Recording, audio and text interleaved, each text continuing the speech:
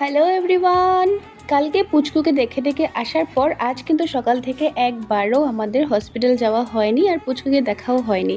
এখন রেডি হয়েছিলাম আমরা পুচকুকে দেখতে যাব, আর ফোন করে জানতে পারলাম 8:30 পর্যন্ত গেট বন্ধ করে রেখেছে, তারপর নাকি সবাইকে ভেতরে ঢুকতে দেবে। আর যখন ফোনটা করেছিলাম তখন টাইম হয়েছিল 7টা।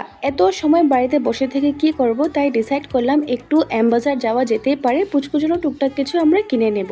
সেদিন তো আমি বাজারে গিয়েও আবার ঘুরে এসে পড়েছিলাম, কারণ কি বৌদিকে ওটিতে ঢুকিয়ে দিয়েছিল। তারপর থেকে কিন্তু আর বাজার যাওয়া আমাদের হয়ইনি। তাই বেশি সময় নষ্ট না করে আমরা 4জন মিলে বাজার এসে পড়েছি, আমি, দিদি, কুটু ভাই আর তুষার। প্রথমে তো অনেক খোঁজাখুঁজির পর 0 সাইজের ড্রেস খুঁজেই পাওয়া যাচ্ছিল না। পরপর একটু কয়েকটা পেয়েছি, সেগুলো ছিল ভালো কাপড়ের, কিন্তু জামা টাইপের কোনো কিছু ছিল না। যেহেতু তোমরা সবাই জানো আমার দাদার মেয়ে হয়েছে, একটু জামা টাইপের ড্রেস নিলে বেশি ভালো হয়। একটু কটন টাইপের ড্রেসগুলোই খুঁজছিলাম, পরে হঠাৎ করে দিদির চোখ গেল একটা ছোট্ট 0 সাইজের জামার উপর, যেটা এতটাই সুন্দর ছিল। তো সেটা না নিয়ে আর পারলাম না, সেটা দিদি নিয়ে নিয়েছে। আর আমার হাতে এখন যে দুটো ড্রেস আছে সেই দুটো আমি নিয়েছি।